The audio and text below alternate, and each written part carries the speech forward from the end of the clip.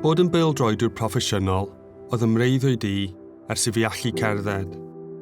Nes i hyfforddi'n galed, brwydro i sefyll allan a dal sylw sgawtiaid pêl-drod. Yna, digwyddodd ces i ysgoloriaeth broffesiynol gyda Manchester United. 2 blynedd yn ddiweddarach, nath anad dyfrifol ein ynglyn roi diwedd i'n amser dymanw. O'n i teimlo fel methiant a gallwn i ddim gwynebu mynd adre, felly llyfnodes i gytundeb proffesiynol dy tîm pêl-drod arall. Nes i stryglo.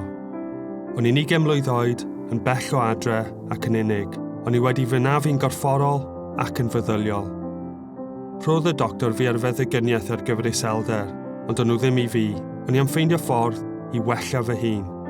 Felly ddes i adre, roedd siarad â theulu a ffrindiau agos yn holl bwysig.